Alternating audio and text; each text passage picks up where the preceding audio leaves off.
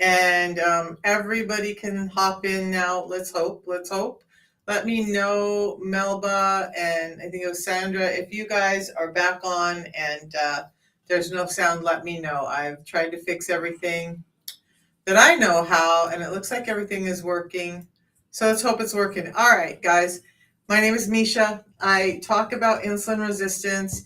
So I want to hop in this morning. I've had a week hiatus because I was last talking about fruit juice. By the way, I have a ton of articles on how excessive fruit juice and fruit juice at all does actually contribute to non-alcoholic fatty liver. So last week when I was talking about that, even though there's a ton of science out there about it, somebody got butthurt and said that it was misinformation, and I got shut down for a week. So even with appeals, I wasn't allowed to come back, even though I hadn't done anything wrong.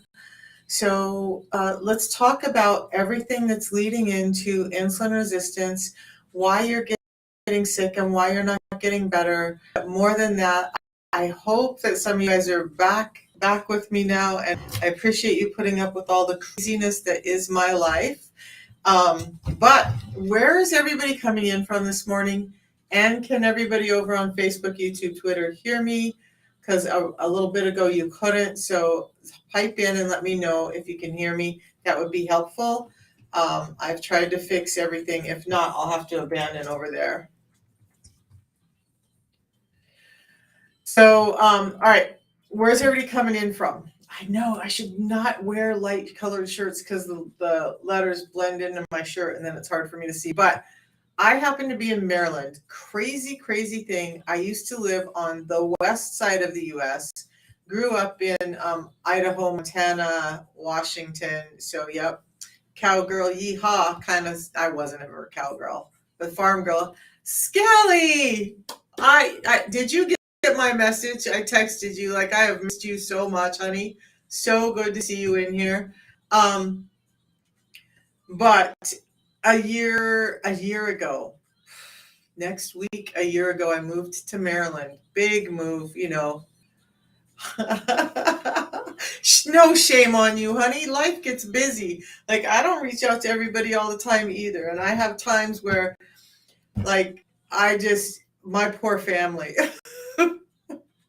I have to send them a message every once in a while that says, yes, I love you. Yes, I think about you. Sorry, I'm an ass. You guys, I love my alone time. And so, to be honest, some days after being on camera half the day and talking to people, I just want to go suck my thumb in my bed and pretend the rest of the world doesn't exist.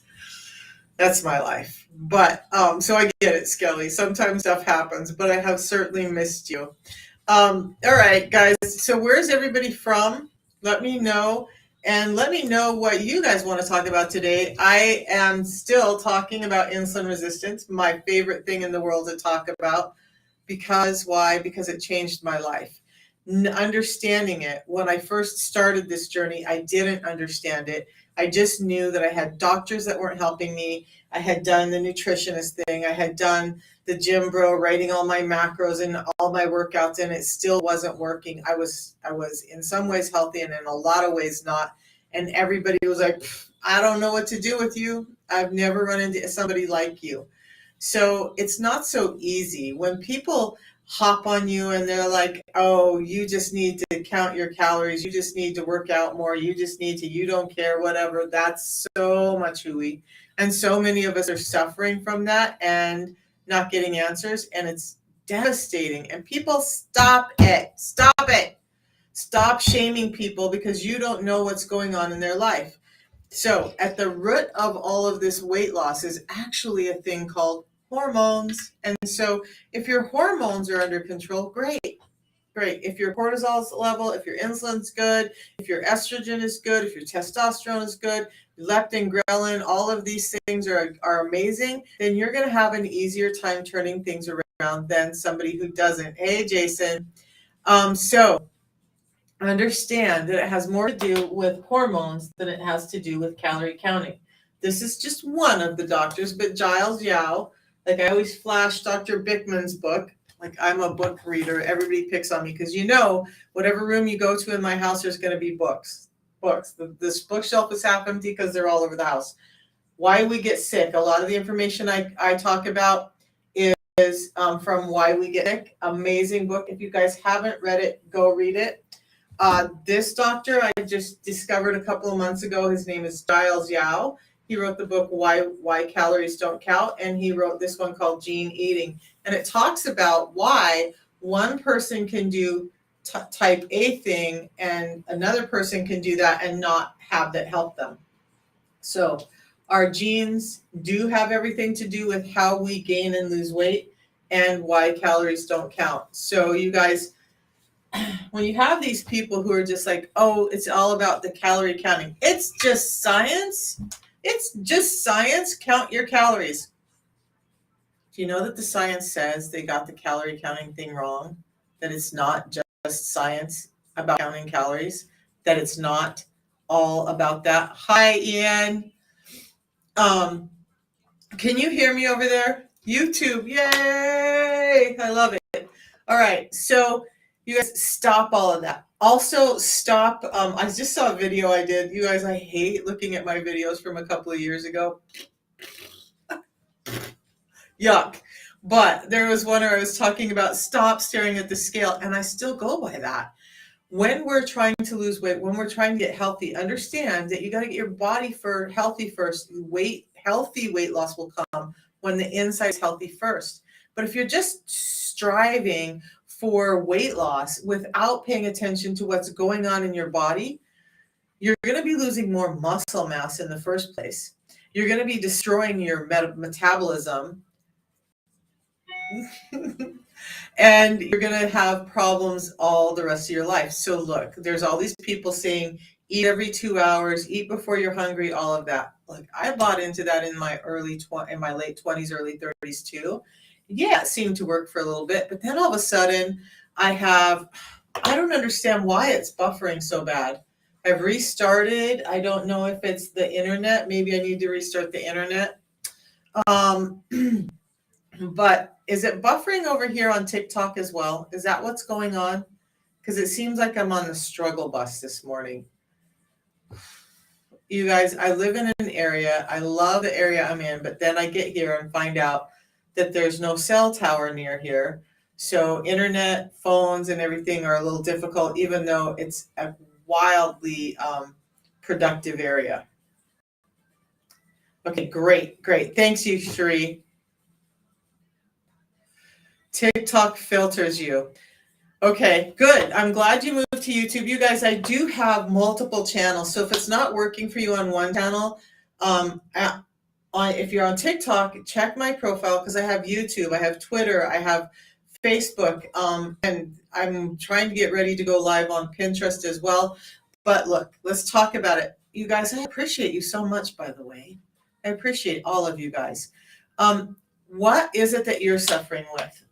I want to put this one up. It's going to look different over here than it is on the other side. But first of all, that picture over there, that was me. Let's see if we can find that picture over here. This is it's going to be one of those days where it's not a bad day. It's not a bad day. It's just a different day. I think that's the one. That's the one. Yay, I got it. Okay. So these up here, these were all me. I started out at about 270 pounds. I had a walker, a cane, a wheelchair. Some of you know that story. Some of you don't. But I was suffering with all the things up above. And why is that still?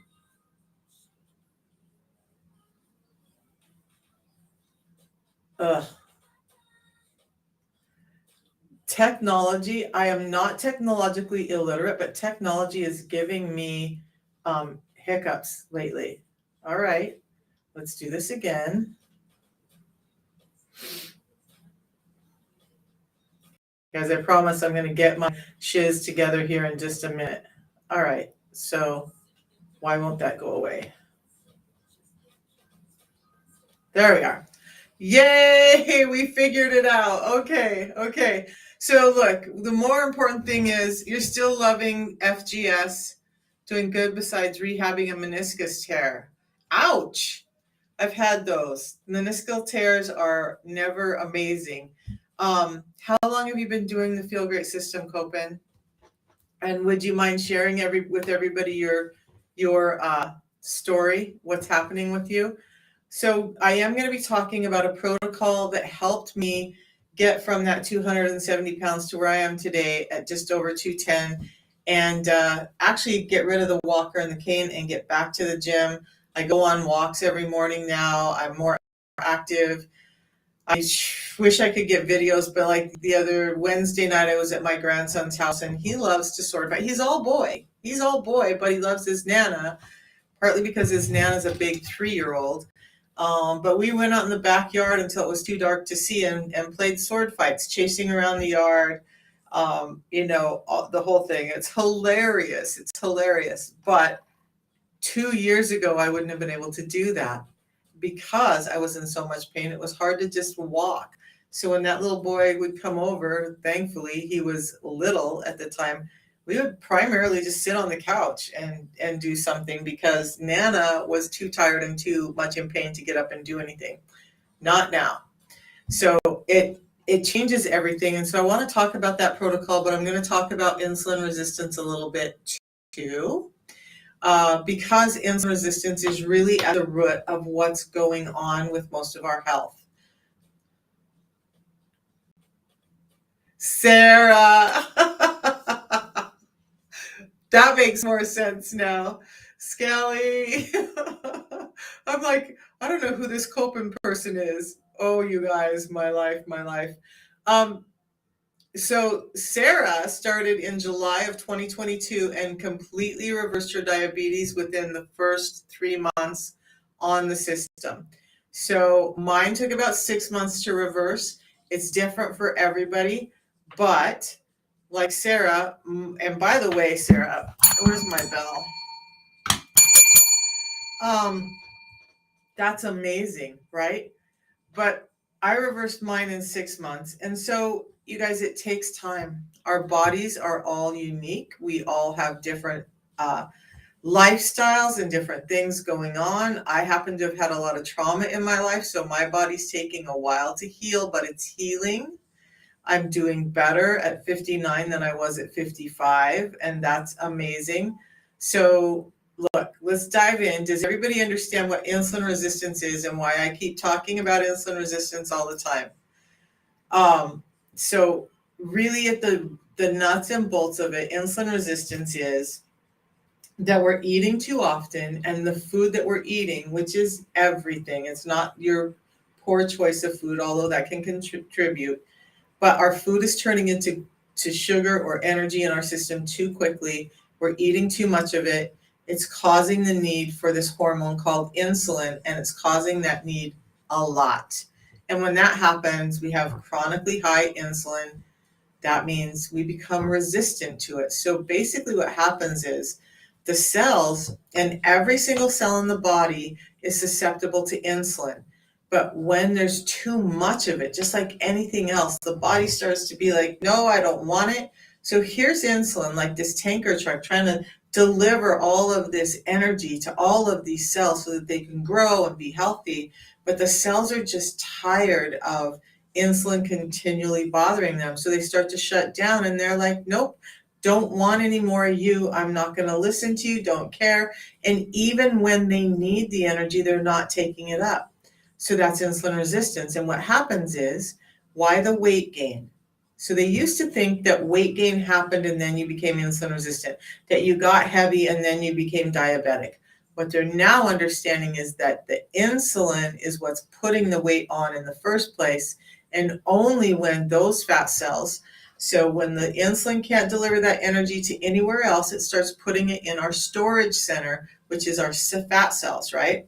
But the fat cells want to preserve too. So when they get too big, they're going to be like, yeah, nope, not going to die for you today. And so it starts just like a water balloon will start to spill water back out the top before it explodes.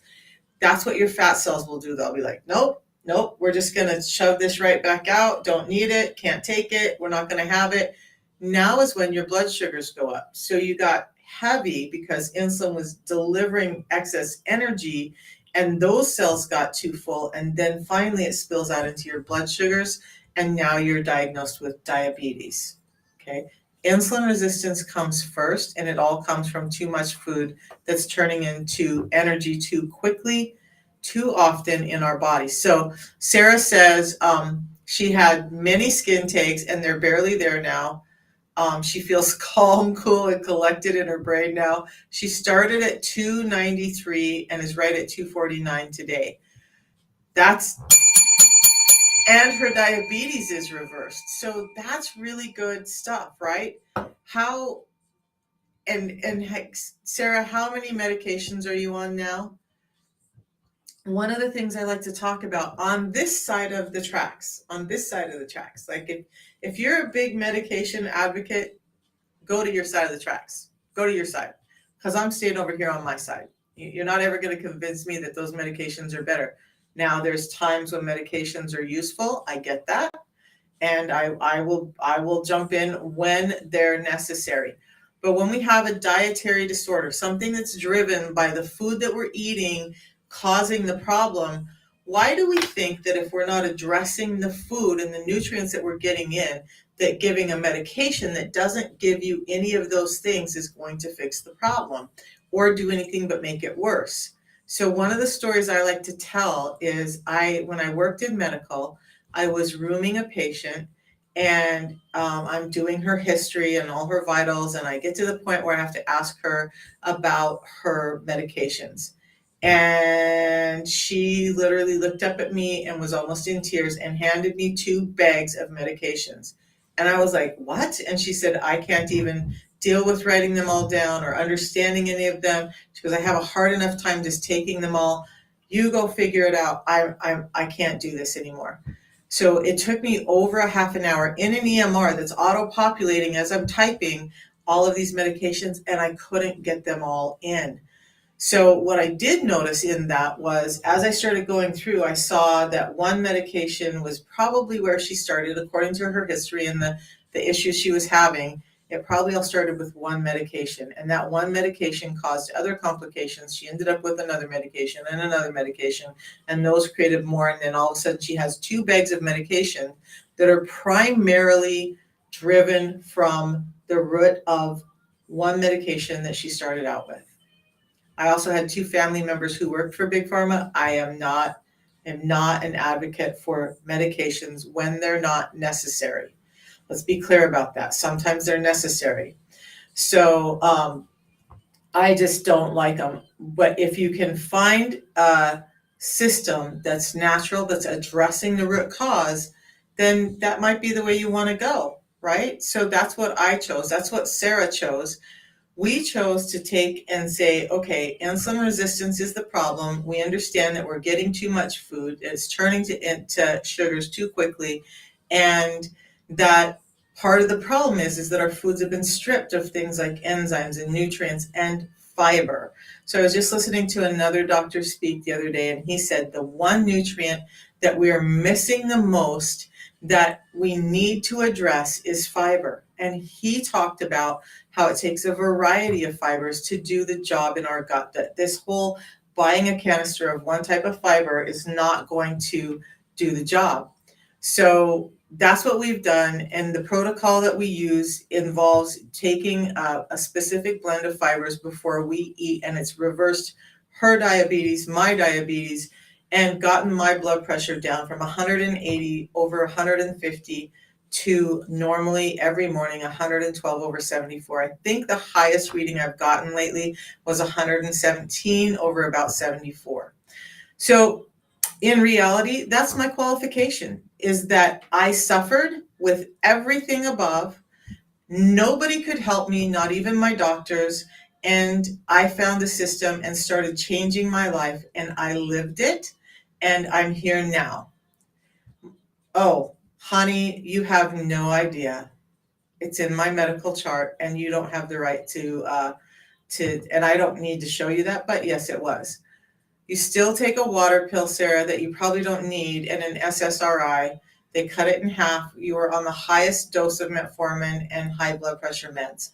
So I was on dual therapy for my blood pressure. My doctor was terrified about it. The best we could get it in the doctor's office was 150 over 110. I have hospital records where I went in and it was like 240 over 160. Yeah. Even they were like, how are you upright and alive? Don't know. Lucky. I'm here to talk about it and help. And my blood pressure is now normal. So that's amazing. And it does happen. And it's not just me. It's happened for many other people. I have Coach Hoyd. I don't know if I've got to do his video this week, but he had high blood pressure. I don't know that his was as high as mine. He had stage 3 kidney disease and he's reversed that. He had gout. He hasn't had a gout flare in 2 years. He has lost 70 pounds and he's been able to change his life as well with the same system, because in the beginning, it all starts with our food and it all starts here. So Dr. Ben Bikman wrote this book, Why We Get Sick. And the foreword in this is actually written by Dr. Fung, who wrote the Diabetes Code, the Cancer Code, and the Obesity Code. And they talk about this same thing. This is where I get my information, is from those doctors and the reports that they have linked in their books.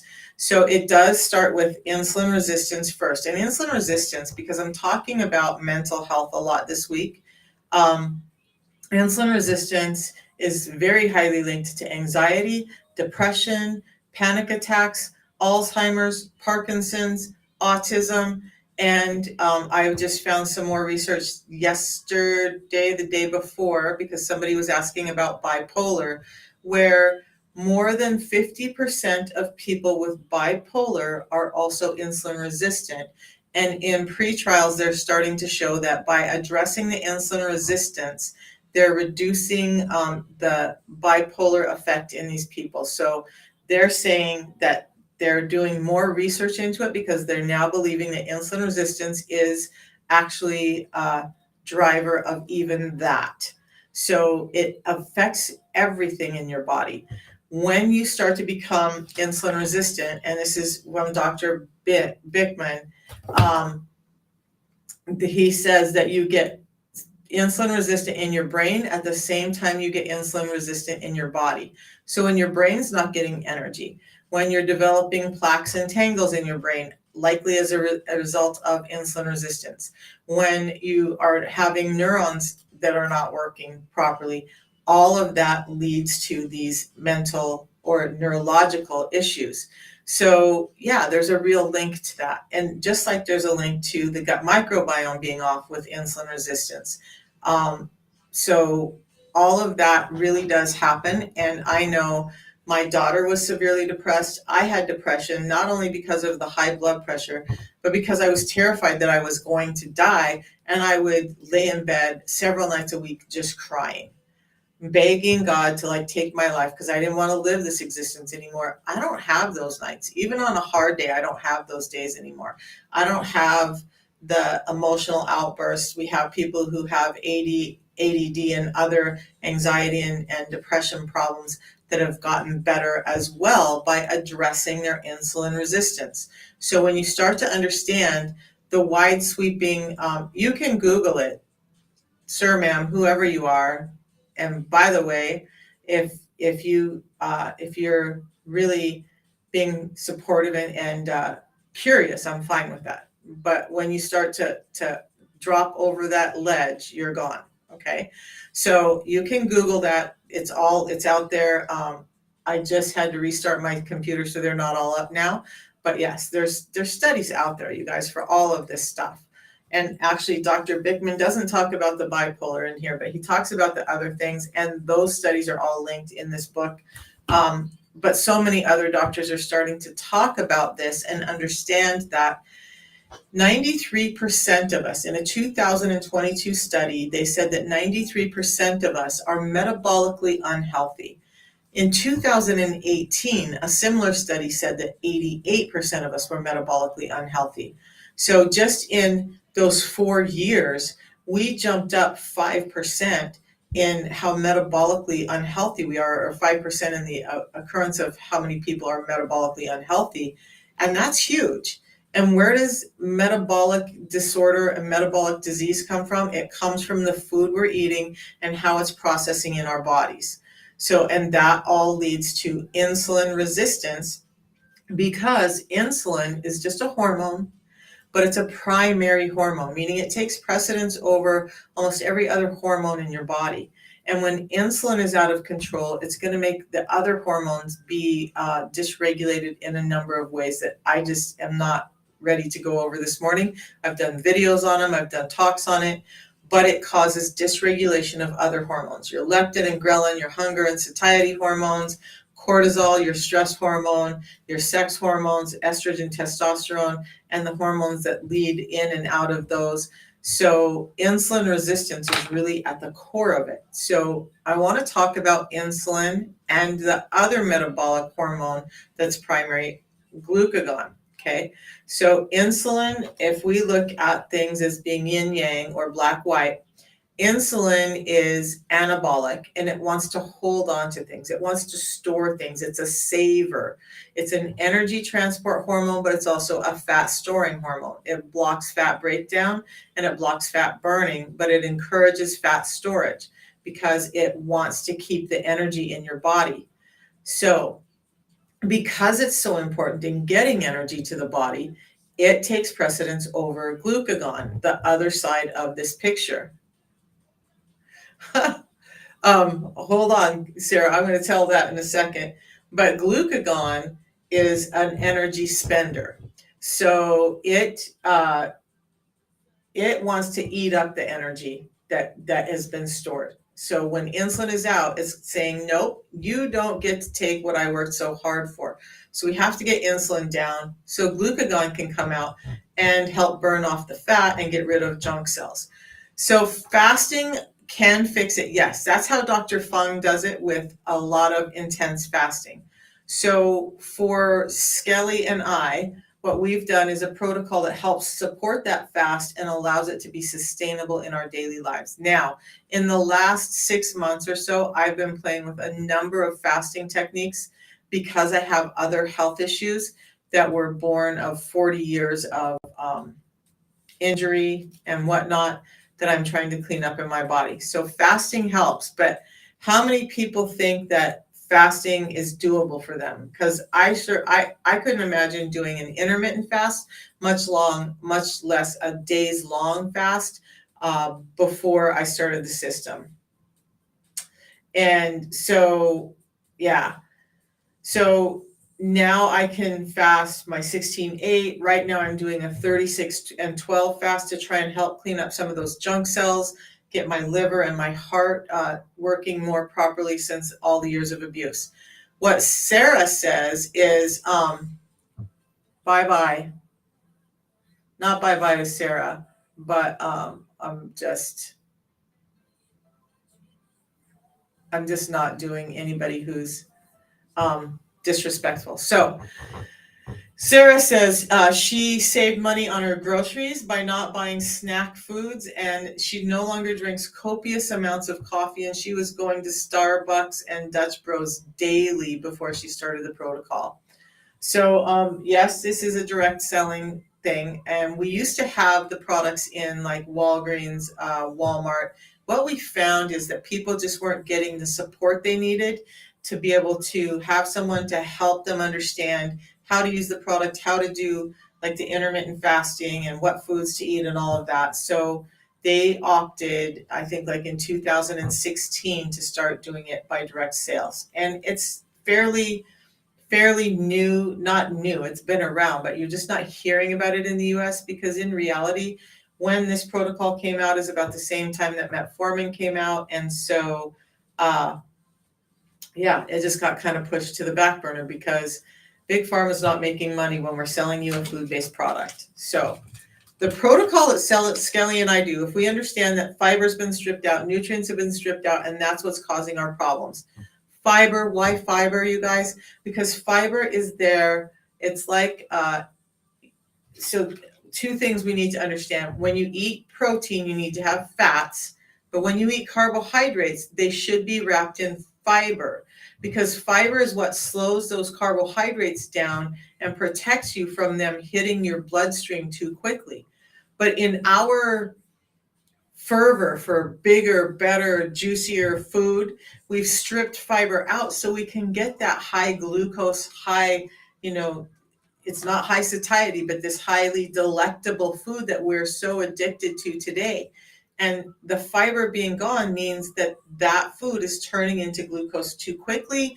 That's why your blood sugars are spiking. So what we're doing is, yes, some intermittent fasting. We have a tea, which is what I'm drinking right now. I have mixed up a double batch. I drink a tea in the morning that doesn't break my fast. It actually helps support it by allowing me to burn fat for fuel, by giving me physical energy, by giving me mental energy. I don't get jitters, I don't get crashes, I don't get any of that. But it's also helping me with ketone production. So now it's naturally supporting that fasted state and allowing my body to even amplify better what it needs to do during the fasting state. And that's what we start the morning with. Now, so say I ate at 6 o'clock last night, what I'd want to do is wait 16 hours. And you guys, let's think about it. That's not that bad. If you eat at 6 o'clock at night and you're done, you don't have snacks, you don't have popcorn and candy bars and chips and all that stuff afterward. You're now starting your fasting window. So if you start at that time, it takes about 4 hours for your blood sugars to normalize. Then it takes another couple hours after that before your insulin levels will start to drop. So it's about 8 hours after your last big meal that your insulin levels will actually come down. About 2 hours after your insulin levels come down, then that glucagon that likes to eat up the fat can come out. And it takes a little while for it to get ramped up and start working, and your HGH and your ketones to start kicking out. Well, if glucagon's not coming out until about hour 10 and not really getting its full benefit until like hours 12 and 14, and we cut that short every day by having cereal and oatmeal and all of these things that are spiking your glucose, we're continually staying in an insulin-fed state, and that's the problem. So what we're doing is that intermittent fast supported by the tea. Then when we do eat, what we're doing is having this multi-fiber blend that has phytonutrients, vitamins, minerals, and a variety of specific fibers in it that help reduce a blood sugar spike by 27%. I drink that 10 minutes before I eat. I wait 4 to 6 hours. I do that again, and that's my day. That's it. I don't have to worry about, am I finding the right fibers when I'm out to eat? I don't have to worry about, does everybody have the things I need to eat or the things I need to do when I'm traveling and all that. Those go in my purse. They stay on my counter. It makes my life easy. Do I still have salads and lots of vegetables? Yes, I do. Do I still try to eat clean most of the day, most of the time? Yes, I do. Do I still enjoy myself with my family, like when we went to the pumpkin patch last weekend and there was no good food there? Did I still have a bite of my grandson's pizza and his hamburger and some cheese fries? Yep, I did. And did my blood sugars get out of control? No, I didn't. Did I get super sick or have anything negative happen? No, I didn't. The system is made to be simple and sustainable so that you can live a real life. That's the thing. So you get to take it from there, whether you want to do full-on keto and go to 20 grams of carbohydrates or less and really amplify your products, great, do that. But that's not sustainable for everybody. And what I want is to touch as many lives and get as many people healthy as possible. And we all got to start somewhere, okay? So we all start where we're at. And the great thing with the system is that you eat the foods you love. So just because I eat a certain way doesn't mean you have to eat that way. If you love Indian food, have Indian food. If you love Mexican food, have that. If you love Italian food, have that. I'm kind of all over the board, so I just eat what I feel like. Right now, we're kind of on an Indian food kick in my family, so every Wednesday we get together and have Indian food. I get to do it. I don't worry. Do I get to have a piece of roti or a piece of naan with my dinner? Yes, I do. I don't do it all the time, but it makes life sustainable. When you feel like you're missing out on life all the time, you're not going to stay consistent And the most important thing is that we understand that it doesn't have to be that hard. We've just been bamboozled, lied to, tricked. You know, when people are telling you that you need to eat every 2 hours, who's telling you that? Is it the health industry telling you that it's healthy for you to eat every 2 hours? No, that's the food industry, because they make more money when you buy the snack bars and the chips and the candy bars and all the, okay, so they give you candy bars and they're like, oh, everybody's kind of on this health kick. We better figure this out. So they start making proteins and they make meal replacement bars, and you still just have them as a snack and have your meal anyway, but they're making more money while you're sicker. So that's the thing. Skelly says she found that she much prefers 23-in-1. So she's doing OMAD. Before the system, she had to eat every hour or she'd be a complete wreck. I never thought in a million years she could even attempt fasting. I remember those conversations with you. Like, you were like, woman, you're crazy. I'm so food addicted. There is no way. There is no way that's going to happen. And it did, huh? So that's the system, guys. If you're interested in it, you can go to profile.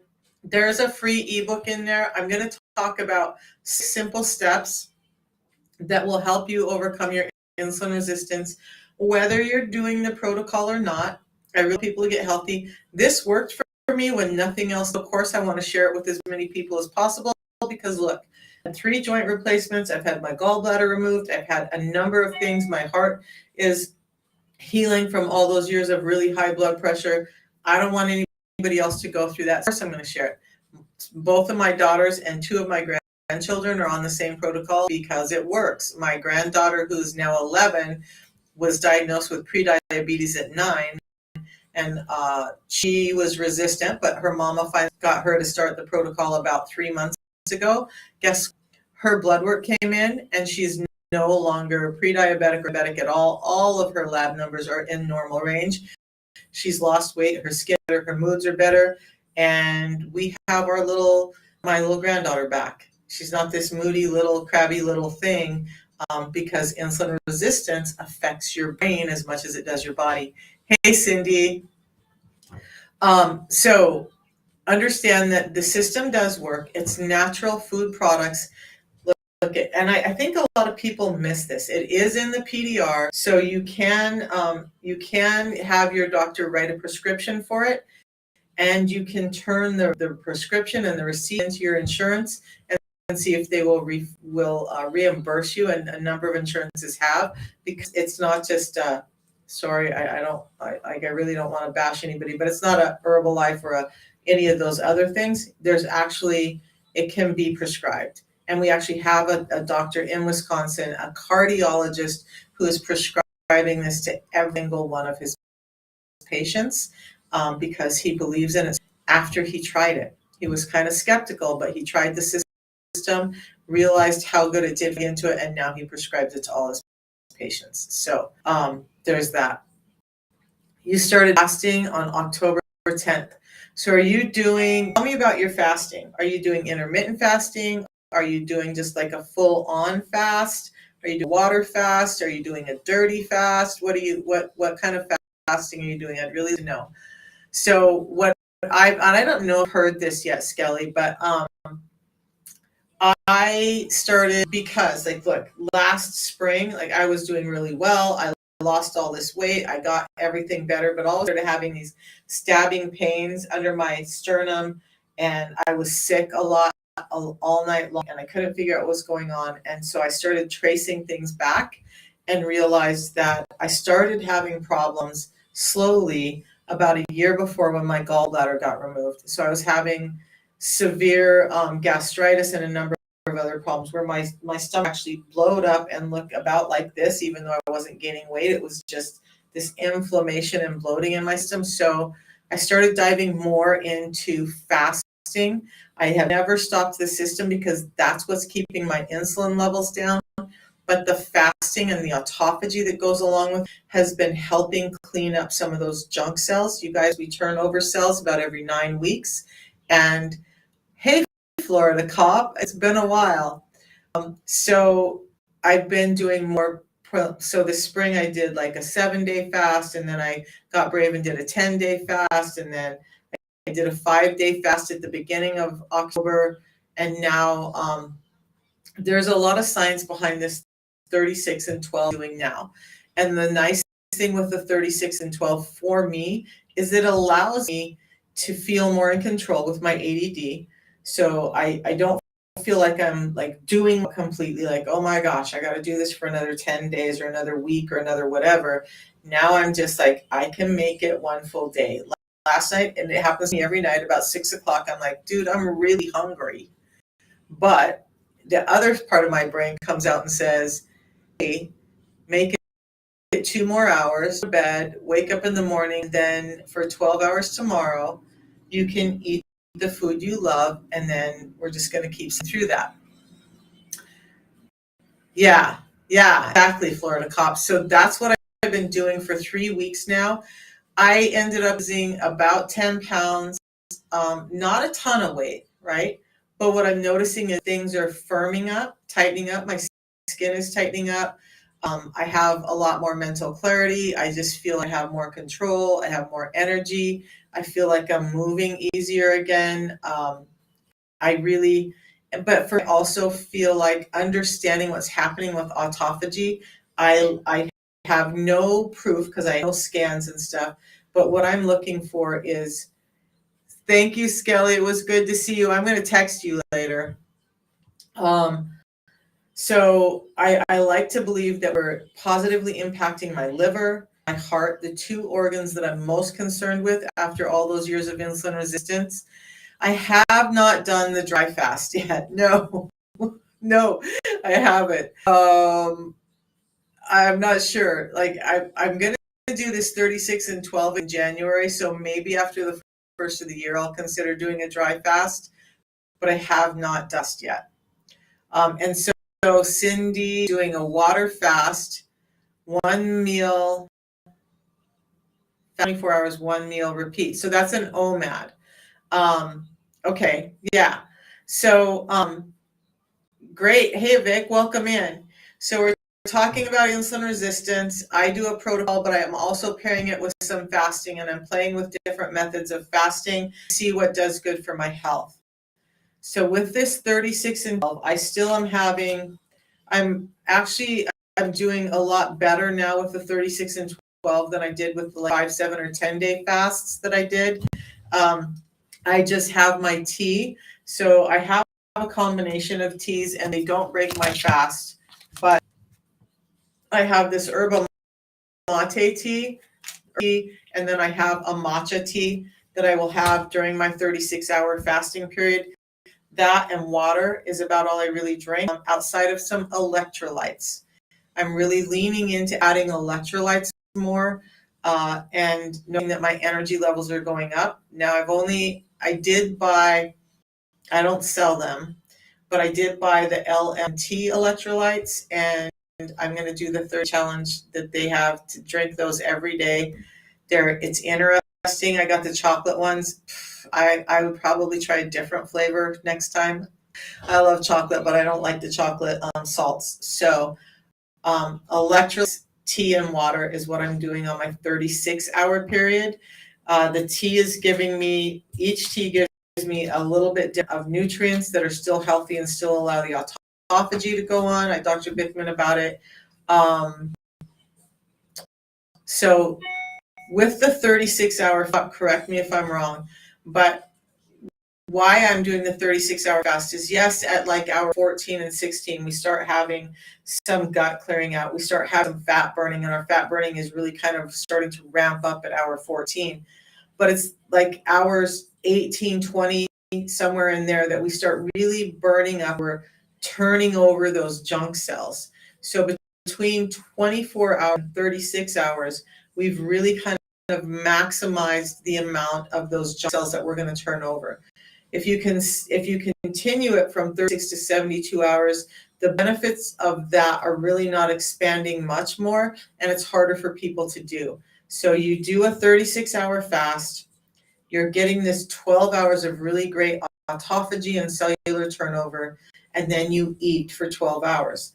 So I already had my first meal for today. I came on live, and what it was, although I don't normally like shakes, when I'm doing this, I am leaning into them because it gets my nutrients in when I have a very busy morning. So I have a shake that I've put together that's high fat, high protein, very low carbohydrate, and it gives me all the nutrients I need and probably 600 calories depending on what all I toss in there.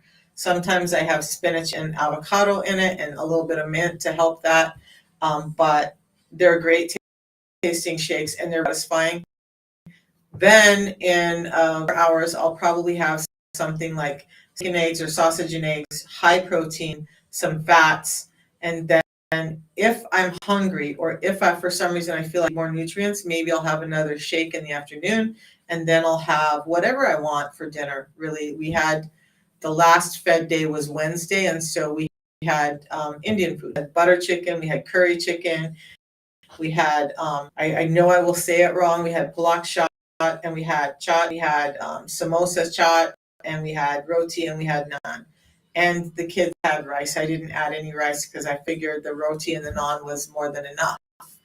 But I'm not living a boring life. I'm not having feeling restricted by my food choices. But the 36-12 allows me to feel some control because ADD, there's a real problem of impulse control. And it's a lot emotionally driven. So whether we're happy or sad or stressed, the tendency is to go for food. And it's easier to control that for me when doing a 36-12 fast. So I know that, I wake up and I actually look forward to my fasting days now. It's crazy. It started that I was looking forward to my fed days more. And I don't know, just over 2 weeks in, it started being, okay, I look forward to the days where I can eat, but I really look forward to the days that I fast because I feel so much energy. I feel unobstructed by needing to stop to eat. I feel like I have great mental clarity.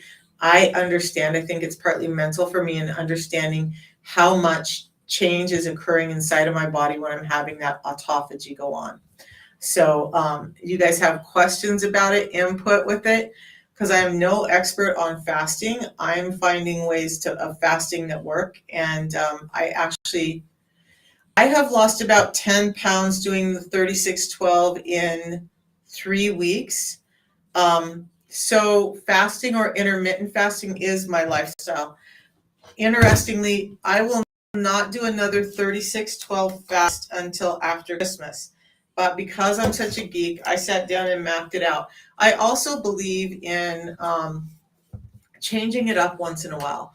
The 16-8 fast was great, but you guys, your body does get used to it.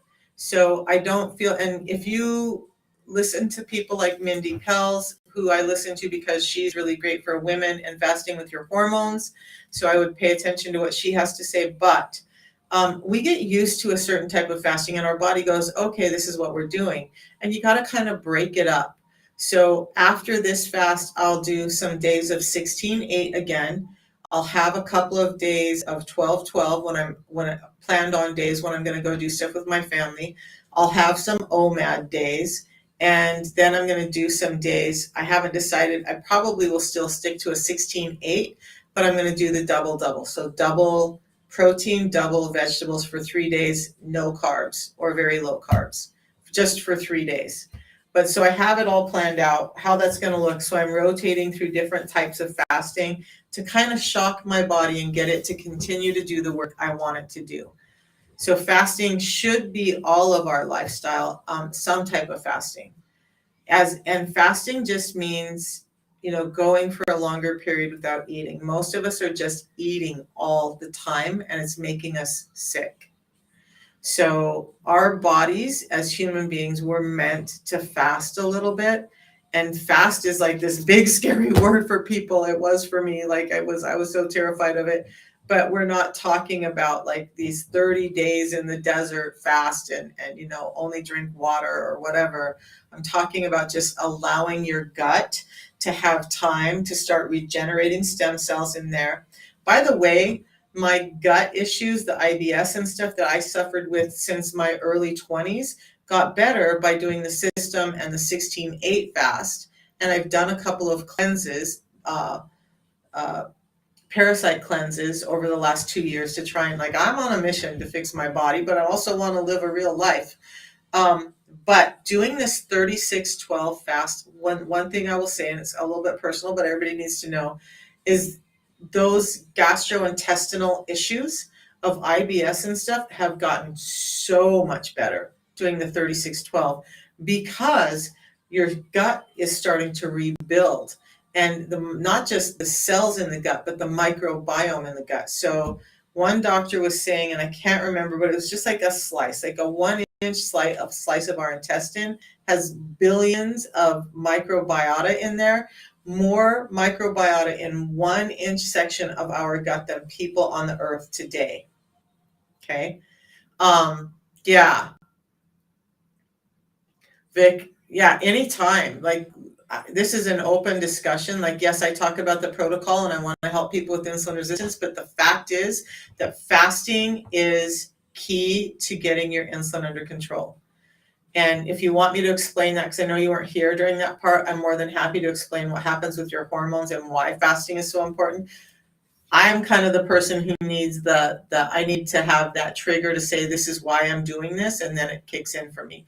So if you're like that and you need me to explain it, great. There are some people who are just like, yeehaw, I'm doing this, and they're fine with it, but I need to understand.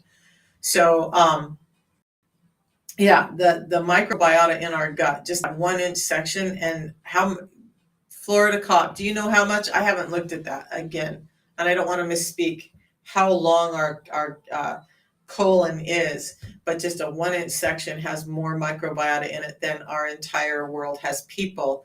That's huge. And if that microbiota is unhealthy, then we start having problems. So part of that is we need to understand that 70% of our immune cells are held in this area that I'm calling your gut.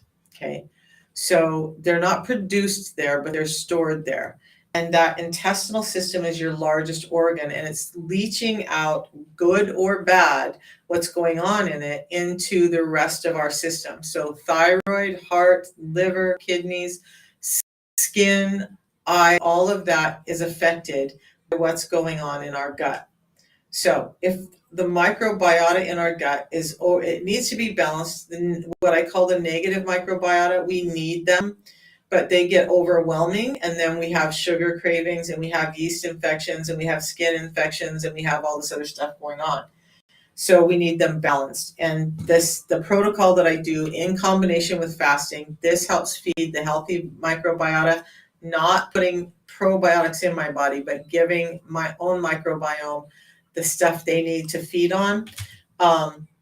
Now, when you have those immune cells, you start to notice that you get sick less, or that maybe everyone else around you is sick, but you are not. That has everything to do with what's going on in your gut. And sugar issues are definitely linking to insulin resistance. So there's a couple of things going on. You have this negative microbiota that feeds on sugar. So now they've overgrown in your gut, and they're screaming for more fuel for themselves, because they're like every other cell. They're pretty selfish, right? They want what's good for them, and that means sugar. But with insulin resistance, what's happening is you also have this hormone that's really high that needs to deliver that sugar. That's its job. Its job is to deliver that to every cell in the body. So now we continually eat, and we're bringing our insulin level up and bringing it up, and then we continue to eat every 2 hours, and we're never allowing that insulin level to come down. So now our body's kind of auto-regulated to have this insulin level that's high. And when it's really high, it takes a long time, like I said earlier, about 8 hours to come down. So now when you eat, the insulin is already high. When the insulin level isn't high and it's down because we've done fasting or we've given ourselves a break from eating, the sugar level goes up. The body cues to produce insulin. It takes a little bit of time for that insulin level to come up, and then the insulin level takes that energy and delivers it. So it's a little bit longer period of time. When the insulin level is high, then it's always high. So when you eat that sugar, it's going to deliver it really quickly. Now you're at danger of having something called reactive hypoglycemia, where the insulin has delivered that energy and it's done it really quickly because the insulin's already there, and then your blood sugars drop. So you're having a really high blood sugar level to a low sugar level, and you have this crash. You feel cold after you've eaten. You feel tired. Maybe you get a headache, or you feel dizzy, or you just feel like you want to go lay down and rest. That's reactive hypoglycemia, and that's from having insulin in your body too high all the time. And so some people can do that. But look, a girl and her sewing machine. I did medical medium. I had all the spreadsheets. I watched every bite that went in my mouth. I had people who wrote programs for me. We followed it closely. I had doctors working with me, and it wasn't changing, and my diabetes was getting worse. So when I started the protocol that I do now, my diabetes reversed, my hypertension or high blood pressure reversed, my gut microbiota has gotten healthier, my skin is growing back, yes it is, but my hair is growing back thicker and longer than it has ever in my life. My eyesight reversed about 10 years of damage. And so healthy diet and exercise. So if you're talking calories in, calories out, the science is now showing that we got that all wrong. And we do have to pay attention to our hormones, and the hormone that is regulating all of it is insulin. So let's stop and say this. With insulin resistance, the one thing that's causing that, well, there's two things that's causing that disparity is we're eating too often. We don't need all the snacks. We don't need to eat 6 times a day. That's exactly opposite of what our metabolism needs. It's not encouraging your metabolism to burn faster. It's actually slowing your metabolism down. Then the other thing that's happened is, and so many scientists and doctors are talking about this now, that fibers have been stripped from our foods. So I've had pescatarians and vegetarians who thought they were eating all the right things, but still felt like they were struggling a bit with their health. And they were like, okay, Misha, I'm going to give it a shot. I don't think it's going to help me because I already eat clean and healthy. And they buy everything from the farmer's market and all of that. And they still, one had about 10 pounds left that she wanted to lose, some inflammation, a little bit of mental clarity that she felt had lost because she's in her 50s like me. And 3 months in, she was like, I can't believe that it helped. So yes, you can do it with diet change. And here's the thing, I'm not saying don't exercise, because absolutely a body in motion is more insulin sensitive than a body at rest. 25 to 30% of our body is skeletal tissue. So if that's moving, then it's utilizing more of that energy that we're eating. So after you eat, if you can take a walk, even if you're just like, if you're kind of goofy like me and you just want to put some music on and dance alone in the dark, do that, but move your body. Some light resistance training, and I'm not talking about pumping weights like I used to, but I'm just talking about some light resistance training is healthy for your bones, but it's also healthy for your metabolism.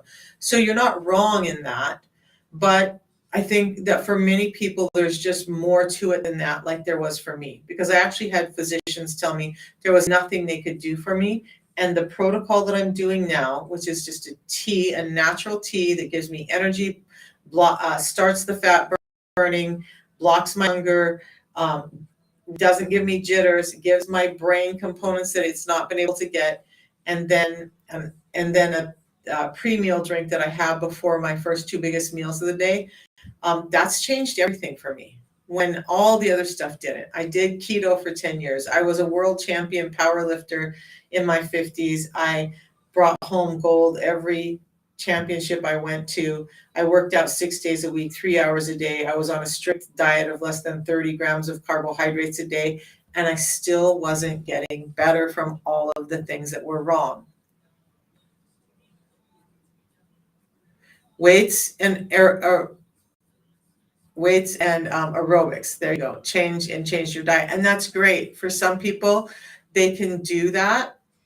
Some people don't find it sustainable and they give up. So what I'm talking about, the protocol that I'm talking about, allows people to have a sustainable life by putting back what's been stripped out and achieve these things in a way that's manageable and sustainable for them, and building health and healthy microbiota. Because not everybody has the opportunity to do that. I would like to say, I'm stubborn, I would like to say everybody can do it if they want to, but the reality is we don't live everybody else's life. So I applaud you for being able to do it, and great if you can do, but I have a number of people who have come in and been able to do a great amount of change with their life by the protocol, which is just real food products, two products 3 times a day.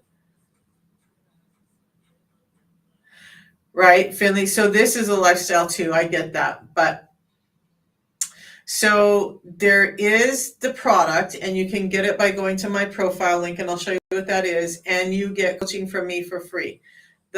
You get my phone number, you get to text me, call me whenever you're having problems. You get that when as much or as little as you need it. I'm here for you. And like Skelly was on here earlier, she can tell you, she was on YouTube, but she can tell you that that's very true. So the product, let's go over this. So what we're doing is, I have a tea in the morning. I do some intermittent fasting. Don't let that scare you, because the tea shuts down your hunger, gives you energy, mental clarity, helps your gut microbiome, has anti-cancer, antioxidant activities in it, has components that can get through the blood-brain barrier and start nourishing your brain. Part of your hunger is coming from the fact that your body is tired. So or your brain is tired. So we need to get energy to the brain. Your brain runs on glucose, and even if it's getting in glucose, but it's resistant because of the insulin receptors are shut down, you have brain fog, you feel tired, you feel fatigued, and your body's cueing you constantly to eat because it just thinks it needs energy, but it can't get the energy to the cells. So intermittent fasting helps with that. So this I drink in the morning, which is what I'm having now. It makes me so I'm not hungry at all until about noon. And then I will have 10 minutes before each of my 2 biggest meals of the day. I'll have this, which is a pre-meal drink that has 7 different soluble and insoluble fibers in it. It has phytosterols, which is just a big name for plant substances that are healthy for your heart, and then vitamins and minerals that all support your metabolism. So this is actually in the PDR, the Prescriber's Digital Reference, even though it's real food products, gluten-free and halal. This helps you feel full before you start eating. So you drink it, I mix it in about this much water, drink it down, wait 10 minutes and start to eat. Now I feel fuller before I start eating. I'm less likely to overeat. Then it slows down the delivery of those sugars and fats into my system, so that we're getting it in more consistently like we were always meant to. And then I stay fuller longer. I just wait 4 to 6 hours, do it again. And that's what's reversed my diabetes, my hypertension, made it so that my right knee that was supposed to be replaced in 2022 because the meniscus was so thin and it was popping and clicking doesn't have to be replaced, because removing inflammation by removing insulin resistance has allowed that joint to regenerate. So it's not a weight loss chat. So Brandon is asking, is it healthier to just control your eating than stop eating?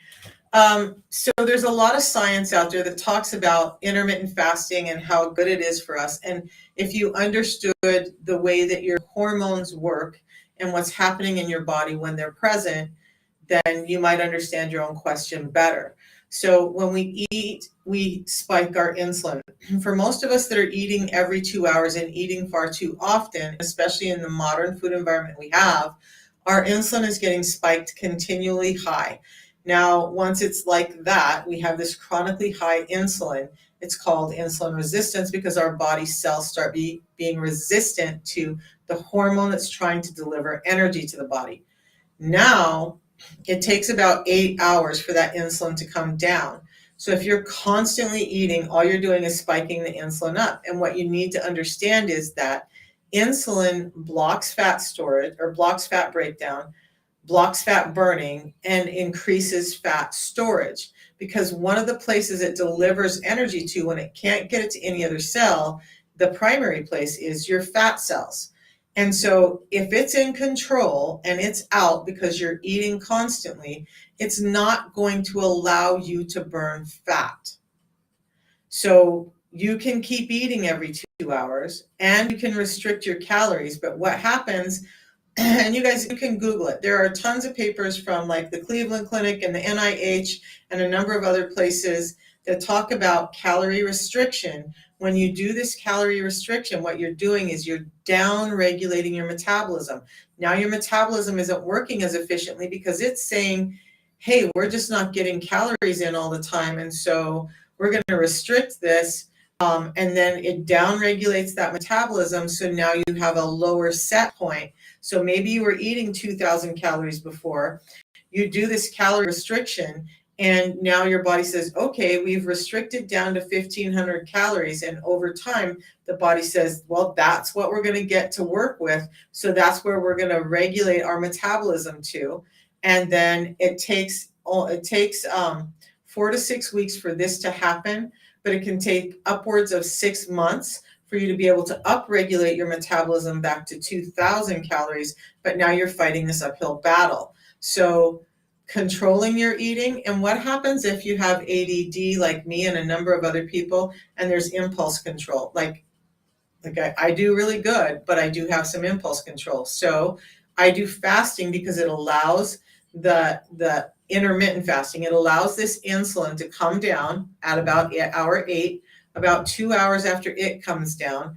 Glucagon, the one hormone that allows you to start eating up the junk cells, allows that space in your body for you to start regenerating stem cells, for you to start burning fat, is able to come out at about hour 10, but it's really not at its peak until you hit about hour 12, and then you start to produce HGH and you start to produce ketones where you're really in this fat burning state. So about hour 14, you really have a great fat burning state. You eat at hour 10, your glucagon just peeked its head out the door, and insulin comes along and says, not today, you're not taking away everything I just saved up. So I don't know. And a lot of people have a hard time with just controlling their eating. So part of it is that the food that we're getting is imperfect. Hey, Jen.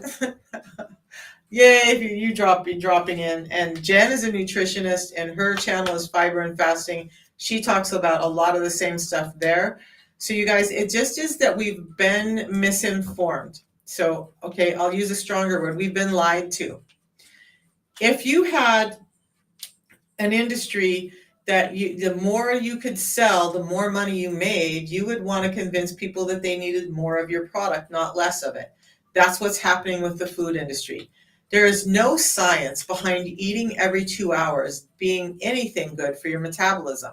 Yet I hear these influencers say, oh, the science says just, restrict your calories. And okay, maybe it works for a little while, but then your metabolism is going to get jacked up. Your gut's going to get changed. Your body's going to change completely. And then that same thing that you're doing now is no longer working, and you're piling on weight instead of losing weight. So yeah, maybe we need to understand the cycle of the hormones that goes on in our body and what happens. And when we have high levels of insulin, by the way, it increases our levels of cortisol. Now we're fighting an even bigger uphill battle because we're constantly in a state of fight or flight, which is increasing your heart rate, which is increasing your insulin. And so it's just like this. Instead of like an avalanche downhill, you're fighting more and more of all of this other stuff. Plus, insulin resistance causes a dysregulation of leptin and ghrelin. So you're hungry all the time and you never feel satiated. So is it just about the food you eat, or does fasting play a part? Fasting plays a huge part. So you drink about 10 cups a day while working. Whew. You know what, Sean? I've had a number of people who live on caffeine, and they have tried the tea and they have all finally said, this does me better than coffee. My daughter was like you, but she was having problems with her heart, obviously. So let's talk about what's the difference between the caffeine in coffee and the caffeine in this. Caffeine in coffee is called caffeine, right? The locals that harvest this call the caffeine in this morphine for mate caffeine. So there's about the same amount of caffeine in this as in a cup of coffee, but this has three things called adaptogens in it that are creating better health, wellness, mood that the coffee just doesn't have. So one of them, the coffee does have, and it's called chlorogenic acids. But there's more than 10 times the amount of chlorogenic acids in this. That's the part of coffee that's making you feel like you have better mental clarity and energy, right? But there's 10 times that in this than there is in coffee. And there's 375 times that in this than there is in a normal bagged herbal mate tea. So now you're getting the energy, you're getting that mental clarity because you have more chlorogenic acids getting to your brain, but you're not getting jitters. You're now also adding in triterpenoids and mate saponins, which have a healthy effect on your triglycerides. And what's the other one? Chlorogenic acids, saponins, and theobromine. So the theobromine actually has a number of positive effects in the body and the brain as well. But those three things attach to that caffeine molecule. So now you're getting the energy, but you're not getting that wild, crazy, throw me against the wall, drop me on the floor. Throw me against the wall, drop me on the floor. You get a really highly elevated energy. You get mental clarity. You get feelings of wellness and good, but you don't have the crash, this nice, easy come down, and it's blocking fats. It's not blocking fat storage. It's actually helping fat burning. So it's helping your body with ketone production so that you're actually burning your own fat for fuel. So you're not needing as much of the coffee because you're getting energy from your own source. So some people are not as educated and haven't taken the time to read. Unfortunately, I will admit to that. Fiber and fasting, Jen, who is just in here, and I talk about the same stuff. So if you get to pick who you want to listen to, and I know, I get it, Bob. I've been doing this system for 2.5 years. I've read the books, I've done the studies, I've met the scientists, I've done all the things I can, I've lived the life. And it frustrates me because some people say children shouldn't be doing it, and yet children can do it and very safely do it. Type 1 diabetics can do it and have found great success with it. So I'm not sure what the conflicting information is, but hang out, ask me your questions, and let's straighten it out for you, okay? That's all I can offer you, because yeah, there are people out there, and I can't control what other people say or do.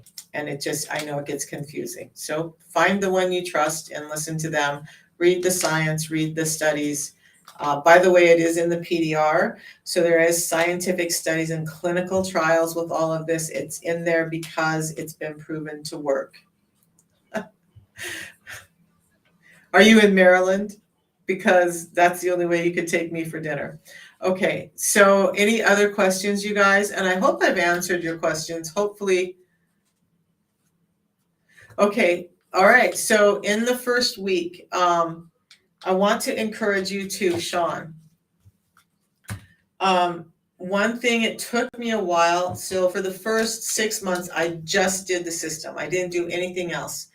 Then I was on a trip and I met some gals from Japan, and they talked to me about this thing called the Yuna Matcha Balm. And I'm actually writing a cookbook, and part of the cookbook is some ideas that you can do with your tea. But what I want you to understand is, and everybody to understand, so this is real food. So you can have more than the 1 tea a day and more than the 2 packets of the pre-meal drink in a day. In fact, a couple of years ago, I went to visit a great friend in Texas. She took me around. Buc-ee's was a place she wanted to go, and we had to try the stuff there. So every time she stopped, we would just have a packet of this. So those weren't perfect days, right? I went back to my 16-8 as soon as possible, but I think I had like 6 of these in one day.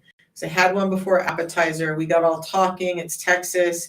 It was an hour before we ordered dinner. I had another one before dinner. We had drinks after. I had another one before drinks because it doesn't kill your buzz, but it helps prevent a hangover.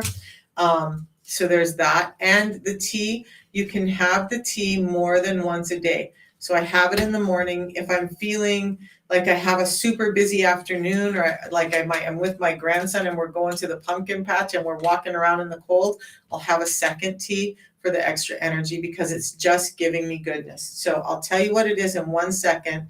So this tea, though, you can have hot or cold, and it's only like $1.60 a packet. So when I looked at, like, I could buy a soda, or I could buy a this, or I could buy that, or I could add something in that's actually giving my brain stuff that it needs. It's giving me nourishment. It's really high in nutrients, and it has anti-cancer, antioxidant properties in it. Then I'm going to drink this. So I've had 3, maybe 4 of these in a day. 4 of them probably when I'm having to sit at a desk and listen to someone else lecture. I've had 4 of these because my ADD brain goes when I'm not doing stuff. So there's that. So if you have questions, make sure to reach out to your coach, or let me know. Okay. So it's a protocol that's 2 simple products that are real food that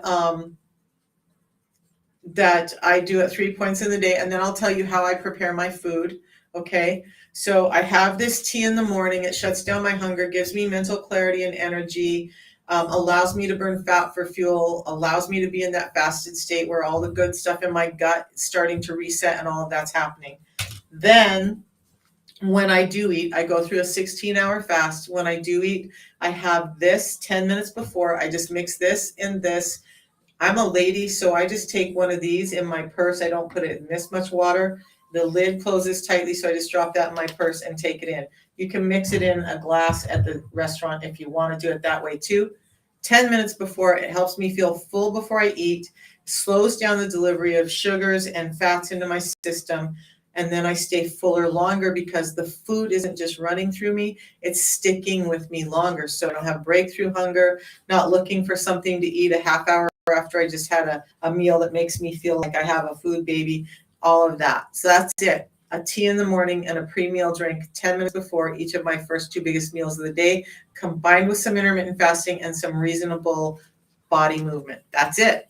And you can get it in my profile. Just click on my profile picture. I'll put a link over here for those of you on the other channels. So you can go look. I also have a full website. So if you're that kind of person, and I get it because that's me, if you want to go do some more reading, I have videos in there on the science of how it works and how to do it and all of that. Whoops, that's the 6 Simple Steps book. And there's like success stories. I don't keep them all updated because it's just, I ain't got time to put that many stories in all the time. So I prepare my food. So there's times when I eat out because I am a very busy and active person, right? I try to eat at home. So I cheat.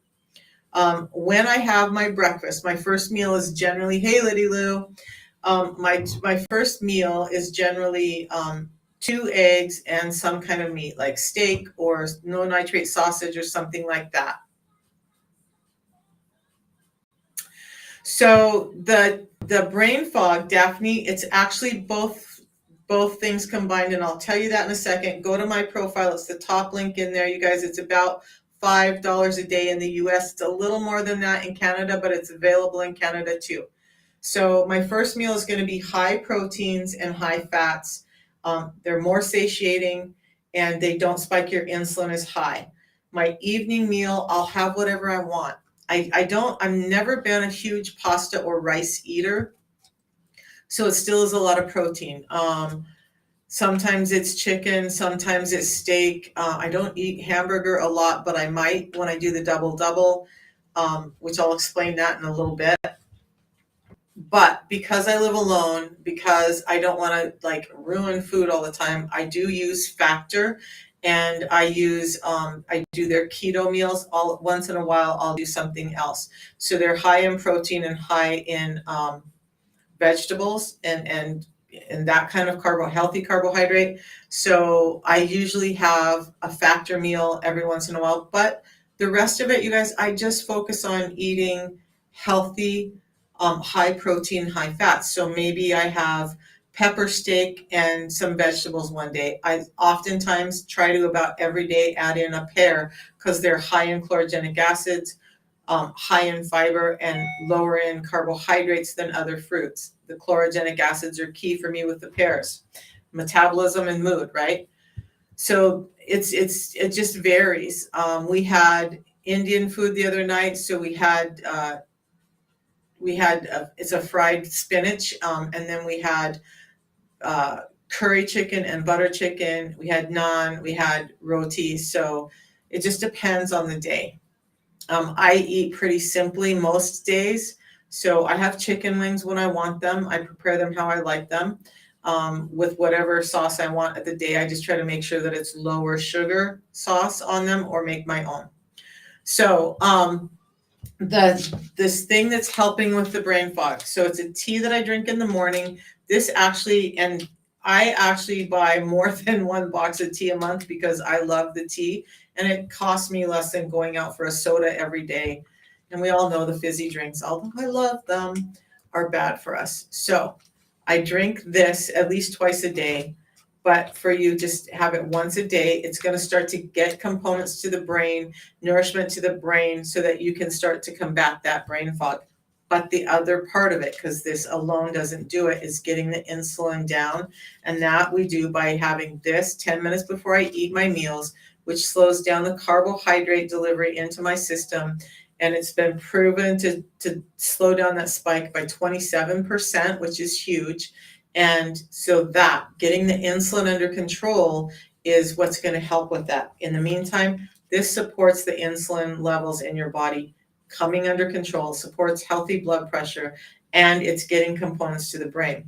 So we all have this blood-brain barrier. And all that means is our brain is like the golden child of our body, right? Without it, there's not much else going on. So we have a barrier that protects it, and not everything can get into the brain. So not every nutrient, not everything that you have gets up there. But the brain runs on glucose. So if our brain is insulin resistant, meaning the receptors in the brain are not, okay, Vic, I'll show you that. But if you're getting the insulin up there, but the receptors aren't taking it, you're not getting that glucose to your brain. So I'm going to show you guys how to get to my profile. And so look, if you tap on my picture up top and you've gotten to my profile because you tap on the button below, let's take a look at what that's going to look like. Let's get rid of this. Okay, so you've gotten to one of these, the Misha Fant or Misha Fant. Let's just go to Misha Fant because that's where we're at today. I got put in timeout, so I had to make a second account. Okay, so right here where the red lights are, this link, that's where you're going to click to get to my info.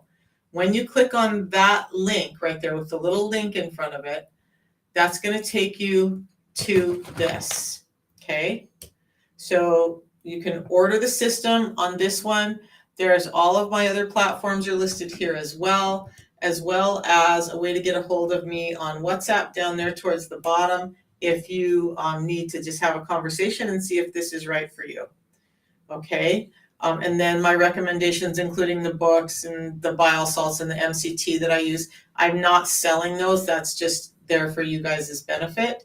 So the system, though, you're going to click on this top button right here.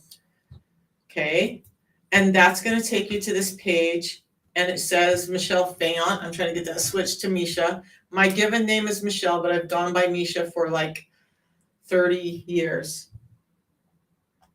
I don't know why it's not saying that, but it should say Michelle Fayant at the top. Oh boy, that's because I'm logged in at the wrong thing. All right, so you're going to click on Buy Now. And then this is what you're going to see. You're going to get 30 of the tea, so one for every day. You can have it hot or cold in as little as 12 to 16 ounces of water and as much as 20 to 30 ounces of water on ice. This is the pre-meal drink. Now, when we come over here and look, you get to choose between lemon and lemon ginger. Guys, seriously, the first time you do this, I would just do the lemon. And then if you want to venture to the lemon ginger, great. I love the lemon ginger when it's hot and in the winter time, but it's very strong in ginger because it's ginger extract, not just like a little ginger flavoring. So then the pre-meal drink comes in apple crush, which I think is about sold out, and the orange. So I would just leave with the apple crush. It's a little tiny bit tart. So to me, it's kind of like a split between Granny Smith and a Red Delicious, but it has a great apple flavor. The orange is very smooth. It's like an orange Julius. You get to pick. Then if you do the one-time purchase, it is $159 a month. If you do the monthly subscription, you're going to save $5. You can cancel that at any time. Don't get scared by that. Please save yourself the money. Okay, so you're going to get $5 off, and you're going to get free delivery. That's about $9.99, so that saves you about $15. Do the subscription. I have people who've been doing it for 22 months and they still won't put it on subscription, and I'm like, 22 times 15, do you know how much money that was? You didn't need to spend. Okay, so and then you're going to get this free hand mixer the first month, which is going to help you with the tea. I never worry about the pre-meal drink because I just put it in my bottle and shake it up. All right, so that's where you get it. You're just going to go through. When I see that come through, then I send you some texts, I send you some emails. So there's lots of information that I start getting out to you. I send you a video that tells you how to use the system. And then you have my contact info, and you ask me questions. Like I get people saying, I don't know what to eat, or what should I eat at this meal? Or I work shift work and I don't know how to fix this around. And so I get on the phone and we figure it out for them. So did that help, Vic? I hope that helped you figure it out. All right. So you guys, before I do go today, and thank you all, I really have enjoyed this morning. I'm probably not going to go live this afternoon because I have some events to do. But I want to show you some of the success besides mine. There's mine too, but we're going to look at it. So this was me 2 years ago. Okay, and this was me after the first 5.5 months. So down 55 pounds, I had a walker, a cane, a wheelchair. I couldn't go up and down stairs. I was miserable. Look at that face. And then this is a lot of, not everything, but a lot of the things that I overcame in those first 6 months. And it's just gotten better month after month after month. But I have all of these other people, and this is just some of them. There's like Alexis. She's gone from a size 14 down to a size 6. She did this because she didn't want to get diabetes. She had a history of diabetes and saw how devastating it was for her family. So she's been doing great. She doesn't want her name shared, but she's lost over 50 pounds now. Her diverticulitis has gotten better. Her kidney issues have gotten better. Depression, anxiety, and joint pain have all gotten better from doing the system. And look at that change in her tummy. By the way, that tummy is definitely insulin resistance tummy. If your tummy looks like that and the rest of you is thin, you have insulin resistance and you should take a look at it. But I love this one from Christy. She's a trainer in Idaho. By the way, she is a bodybuilder competitor, but she trains champion bodybuilders as well. This is the same time in off season for her. And you see in this picture, she has some bloating, some inflammation. Her face is just so much leaner here. Same thing. She's doing keto. She's doing all the meal planning. She's doing all the things. She still was suffering from diabetes, IBS, inflammation. She had anxiety, low energy, and she was a trainer eating properly. So all of that stuff that they tell you, just do this, it works for some people, but it doesn't work for everyone. But this has been working for so many people, especially, like Christy. So Jason has now lost over 150 pounds doing the system. He had an A1C of 13.3. His new numbers are under 6.0.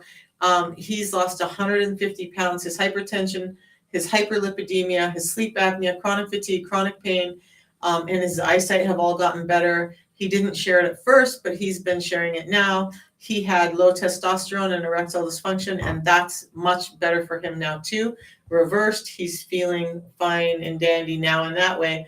But then there's Cindy, and I want to talk about this, you guys. I want to answer something for you. While I'm talking about Cindy, anybody ever heard that you have the same amount of fat cells in your body now as when you were born, and that you're always going to have that same amount of fat cells? It's never going to change. They're just going to get bigger or smaller. If you've heard that, just type in yes. Let me know how many of you guys have heard that, because I want to dispel some myths or uphold some truths. But let me know how many of you guys have heard that you don't create more fat cells. You just have the same amount. Now, Cindy, she only had an A1C of 5.9, so pre-diabetic, barely pre-diabetic. She's now lost over 120 pounds, gotten her hypertension, hyperlipidemia, and inflammation under control. Okay, great. So now look at this lady. And I'm going to talk about something, and we're going to dispel another lie, another myth that we've all been told. So this is Karen. She was only, she's now lost like 35 pounds, but she was only mildly overweight, right? She wasn't as obese as Cindy, but how come Cindy only had a 5.9 A1C and Karen had an 11.5? Karen's A1C is now under 6 as well. Her sleep apnea, her heartburn, her chronic fatigue, brain fog are all much better also. So let's talk about that really quick. Then I want to show you just a couple more people. So what happens is, not everybody. Some people have the same fat cells and that's it. You're not replicating fat cells. You have what you're born, and you're either expanding them or depleting them. And that's true for some people. But then there's the rest of people who actually, their fat cells are like little bunny rabbits. So as insulin is going on and insulin is having a hard time storing that energy in any other cell in the body, and it starts putting it in your fat cells are like, oh, we have too much insulin. We need to create more room for storage. So the fat cells duplicate, giving insulin more places to store. And so you're getting really obese, but you don't have high A1C or blood glucose numbers because that hasn't spilled back out into your system. So you either have fat cells that are hypertrophic, meaning they expand and they get smaller, or hyperplastic, meaning they replicate and they duplicate. So it's not going to happen for everybody, but it can happen for some people. And that's why Karen, her fat cells filled up much quicker, and she had a less of a body weight issue, but her A1C started going sky high because she was done. Her fat cells were done. Where Cindy most likely has the type that her fat cells are replicating. So the insulin is just storing more and more. She's getting bigger, but her A1C and her blood glucose aren't going up. So she's not diabetic, not a problem here, because the insulin can hide that excess glucose in those new fat cells. Okay. Does that make sense to everybody? Why you see some people who are extremely obese and they're not diabetic, and some people who are much smaller and they are diabetic? That would be why. Like Asians are more likely to be hypertrophic, so their fat cells grow and get smaller, so they don't ever get as obese as like some groups of Caucasians and other groups will. So that's just a little science for you guys. Now, then there's Stephanie, one of my best friends. I never thought she needed to lose weight. She looked healthy. She does all the crazy stuff for her health like I was doing. We worked together for years before we did this. She started the system because she saw how much it helped me and my brain fog. And she never told anybody she was worried about her body. She now has 4-pack abs, has lost 40 pounds, has gotten her ADD under control, has less emotional outbursts than she used to be crying all the time. And that's not her anymore. So it's not all about who's the most obese that needs this. It's about what your body is doing on the inside. And you can't tell that necessarily by your fat cells. Okay. This is Deanna, cancer survivor, PCOS, a number of other health issues. She's now lost over 60 pounds, has everyone in her family utilizing the system. Her husband has lost over 60 pounds. Her daughter is doing better in school because it's giving her mental clarity and moods back. Her son, who is type 1 diabetic,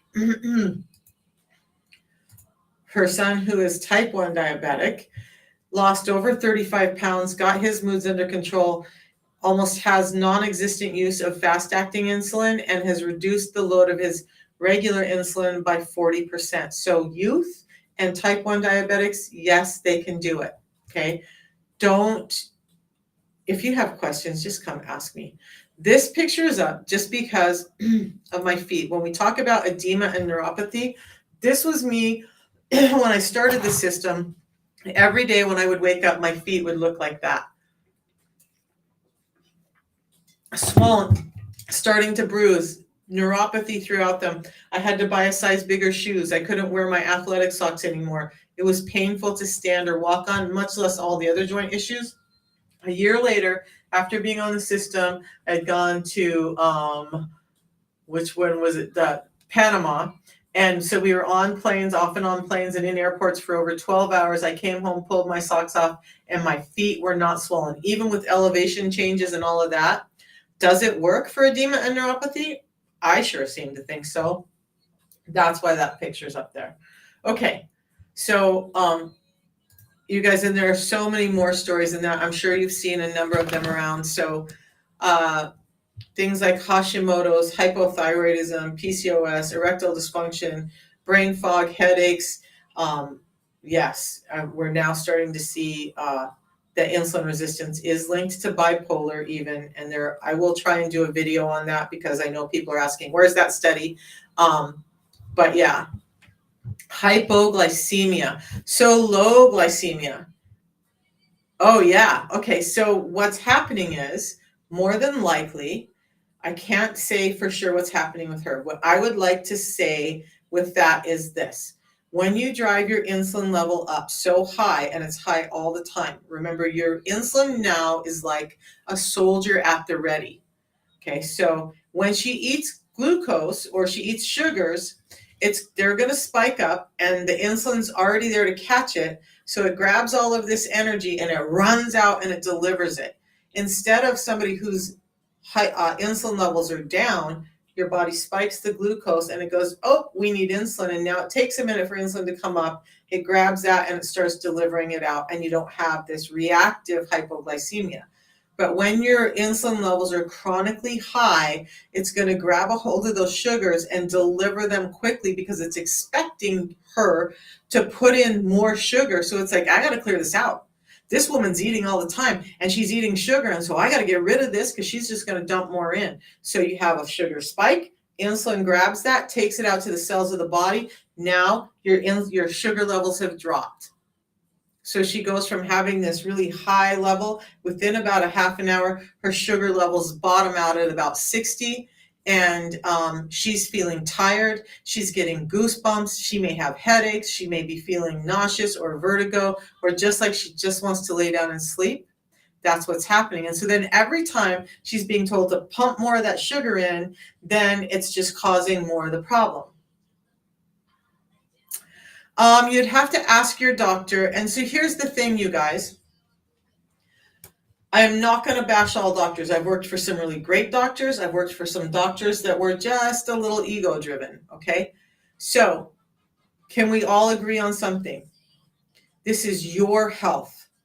They have the degree, but it's your body. So when you go into a doctor and you now know this about insulin, ask your doctor, how much do you know about insulin resistance? If they try to put you down and they try to shut you down, walk out that door and find a doctor who will listen. After working with multiple doctors in multiple practices that had multiple physicians, I'm going to tell you, find the doctor that's going to listen. Like, I know we've had hypochondriacs come in, we've had pain seekers come in, we've had all the stuff, right?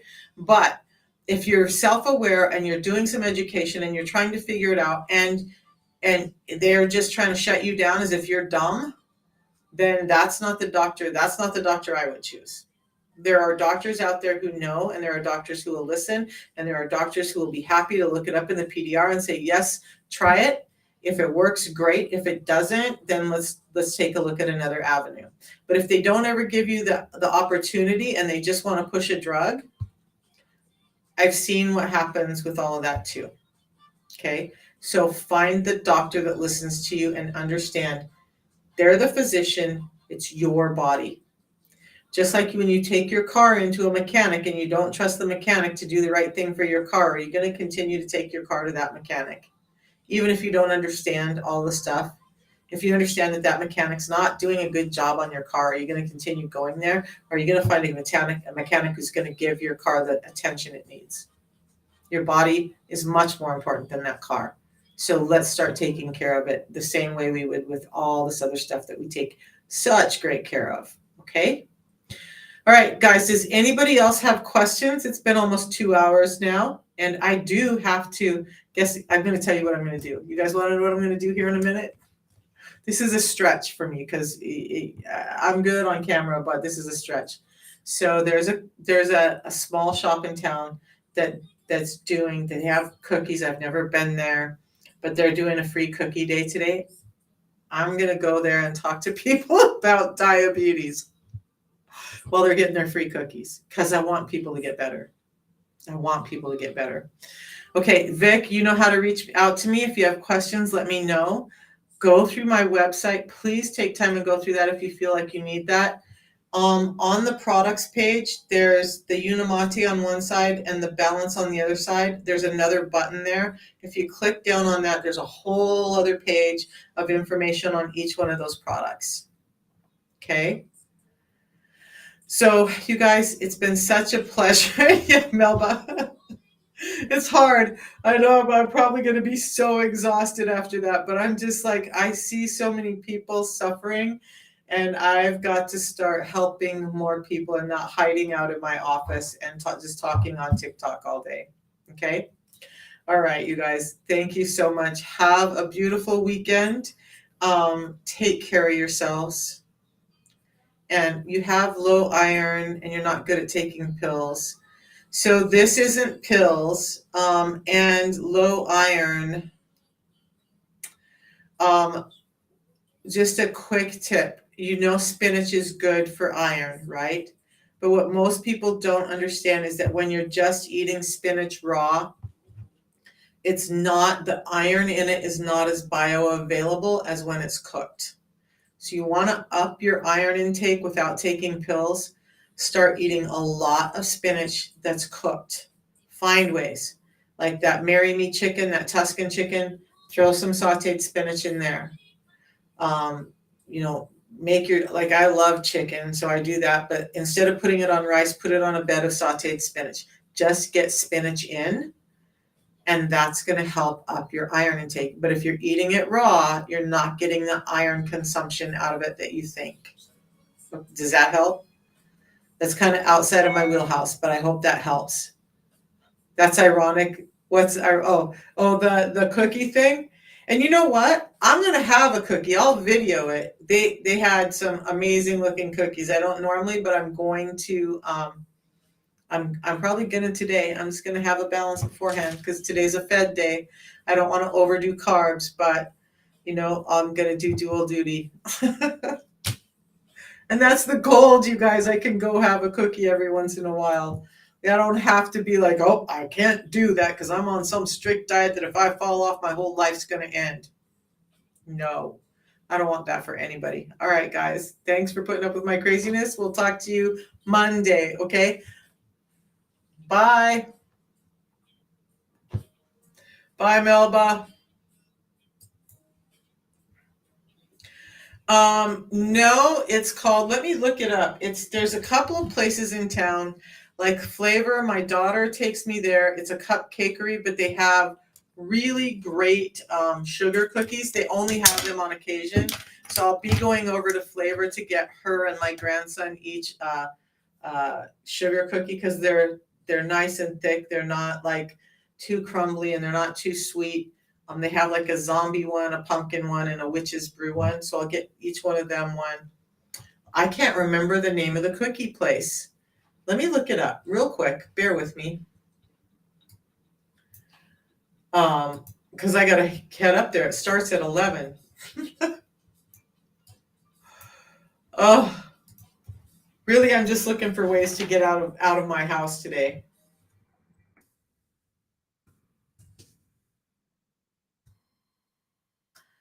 Cozy Cookies. It's called Cozy Cookies.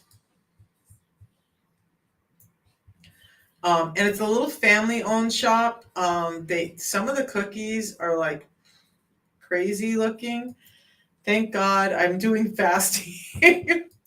But yeah, it's Cozy Cookies. I'll let them know that they may show up on TikTok. They'll probably love it. But anyway, I'm gonna get ready, go up there, and I'll get some videos up. Is there anything before I hop off of here? Anything that you guys need me to? I did a video on fats yesterday. I'm gonna clarify what fats today. But is there anything else you guys need to see outside of maybe the Alzheimer's and bipolar videos? Anything you guys want me to cover? Melba, did you hear that about the bipolar?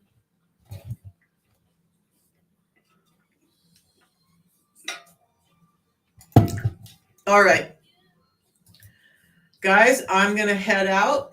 Oops. I think that was frozen. I'm just dinking around now. Okay. We're going to head out. Thanks, everybody who hung out today. It was so good to see YouTubers on here. Amazing job, you guys. See you all Monday at 8:30 in the morning. Have a great one.